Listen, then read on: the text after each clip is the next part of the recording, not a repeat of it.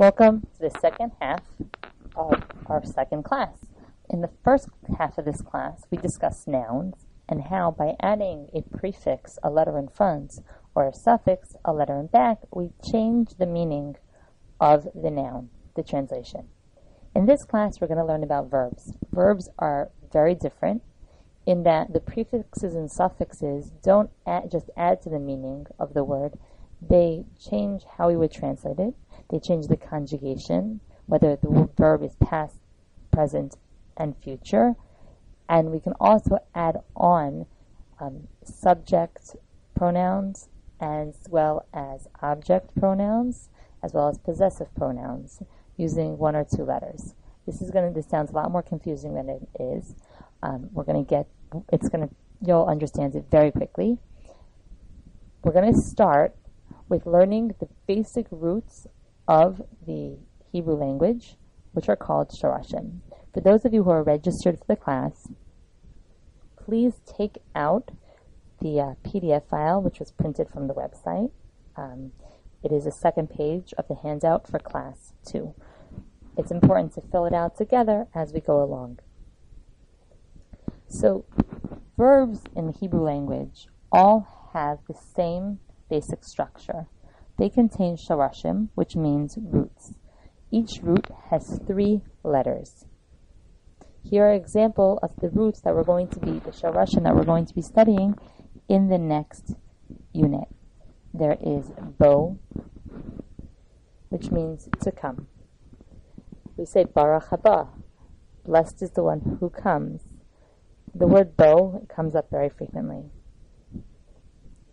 The opposite of Bezav Aleph, or bo, is Yud Sadi Aleph, Yatsa, which means to go out.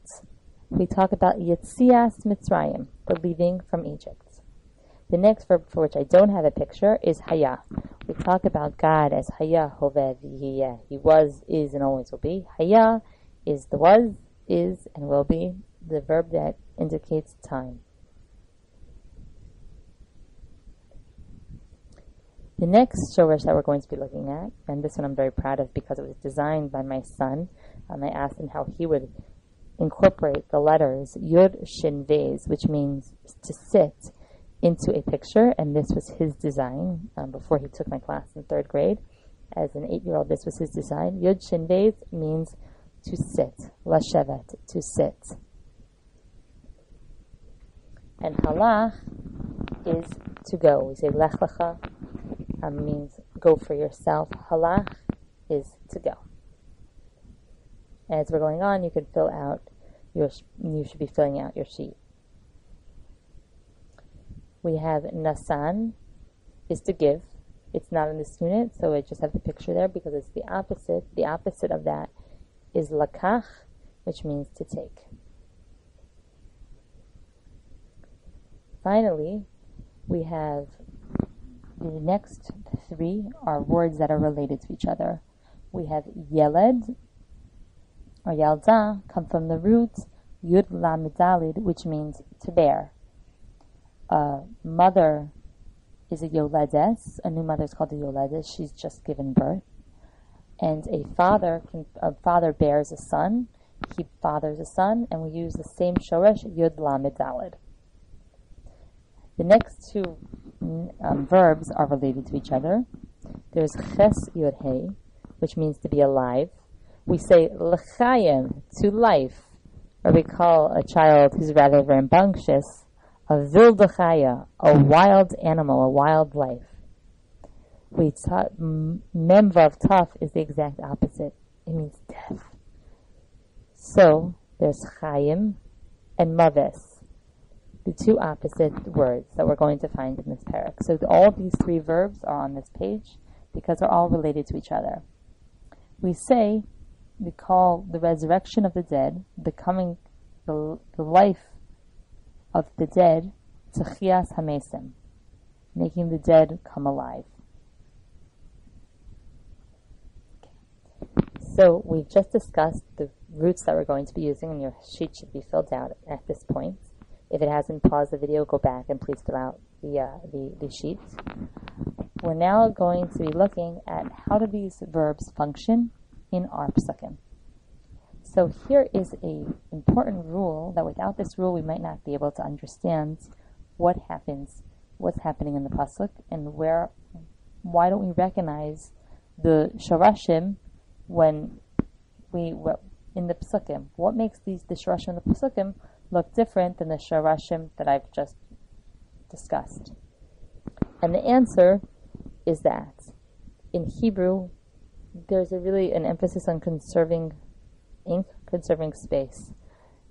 I'm not sure that that's the reason. I don't think that's the reason, but in any case, that's what happens. So when there are letters that don't need to be there, they're not going to be there. The letters that don't need to be there, at times, when a verb is conjugated, is Yud Vav Nun He, which stands for Yonah, which is a dove, a bird that flies away. So here are some examples. You have Mem Vav Taf, Mem Vav Taf, which meant to die. When you want to say and he died, you put the prefix in front, and all of a sudden, the Vav flies away. The same thing happens when you want to conjugate to make or to do, asa. You put the prefix, and all of a sudden, the hey flies away. The same thing happens when we want to conjugate the word halach, to go. We put the prefix, and in this case a suffix, and the hey flies away. So now we know about the flyaway letters. We see that there's a flyaway letter on this screen. It's the Yonah, the hey is there. So we're going to anticipate that some of what we're going to be doing is going to fly away. On this screen, we're going to discuss the different ways that a verb can be conjugated. Now, we're only going to find one of these forms in our unit, so you don't really need to be concerned with all the other ones. I'm just introducing them so we have a perspective of how the language works. Every verb can be said in a past, present, or future. I walked, I am walking, I will walk.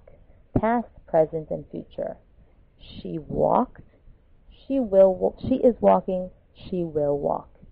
In English, we add a pronoun, and we also add is, was, am, and a suffix to the word to indicate what part of speech, what conjugation, what tense that word is being used.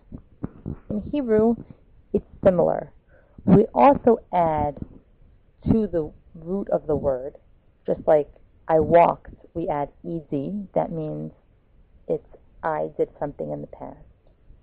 But we not only add the tense to the end of the word, we also add the pronoun that is attached to that tense. So let me give you an example. Holcha. This means, by adding, the reds will always mean past tense, by adding it after the roots, after the shoresh, that means that we're talking about something after it happens. The ending is added after it happens. This means walked, halcha. But who walked? The hey not only tells us that it's past tense, it also tells us that it is a she. Hey is the letter that represents the feminine, so halcha will mean she walked. When I say she is walking, that in that case also I add the addition to my sentence to the middle of the word between she and walking. In Hebrew, because the action is happening, we're right in the middle of the action. We take the verb and we split it. We add a cholam and then an ending to indicate. The cholam is there to indicate that it's present tense, and the letter at the end indicates the pronoun. In this case, it means she is walking. Taf, as we mentioned before, is a feminine letter. It indicates that the word is being used in a feminine context. Therefore, holaches, and I'm going to be using the sa because we're speaking in biblical Hebrew at this point. Holaches is she is walking. But how do I say she will walk? Well, halcha, we added the conjugation after the noun because we were talking about the verb after it happened. Holeches, we added it in the middle of the verb because we're in the middle of it happening. So if it has not yet happened, the verb will happen, if we're looking forward to the verb happening, we put the addition in the front before it happens. In this case, telech. Taf, as we said, is a feminine word, so it means she will walk. This would be very clear if this is all we had to remember. But we have to remember a little bit more when it comes to biblical Hebrew. This is not used in conversational Hebrew. So if you talk like this, any Israeli is going to look at you with cross eyes. So just realize that this is just to understand the translation of the text. We have a letter, the Vav, with a patach, the A, Va, that does something a little silly. It takes the atid word and it turns it into past tense. So Vav with a patach, a Va, followed by a taf, means and she went.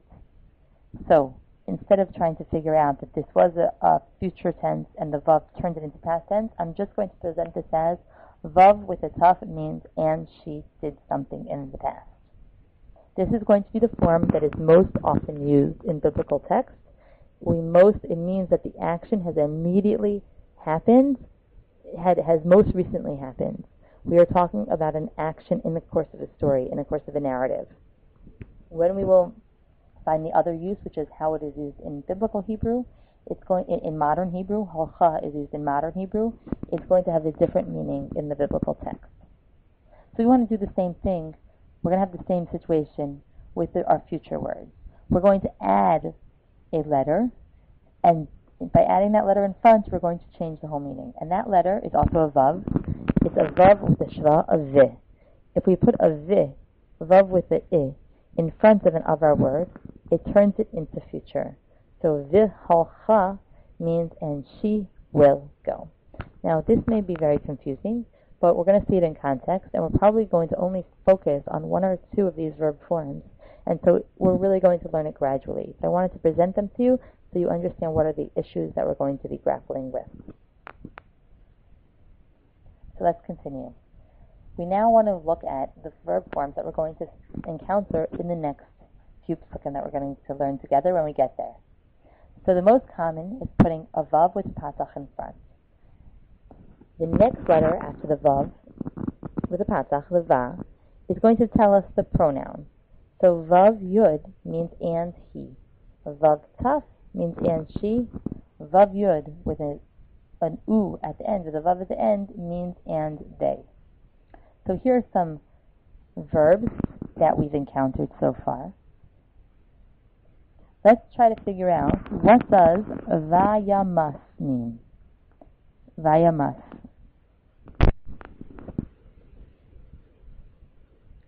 It means and he died. Let's try another one.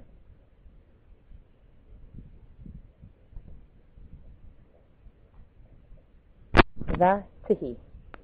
Looking at the two parts of the screen. It means and she was. Finally, the last one. Vayava'u means and they came. What we're going to do now is I'm going to please ask that those of you who have the material from the website to please take out the psukim. The next part of our class is going to be devoted to putting it all together, putting all the pieces, the nouns and the verbs together. I'm going to ask that you have this sheet that's on your screen as well as the sheet you just filled out, the ones with the translated verbs and nouns in front of you, so we can work together where you're going to be doing the work to translate the psukim. If you notice, if you want to start before we do this together and you want to try to do it on your own, the blanks are only put by words that we've already discussed.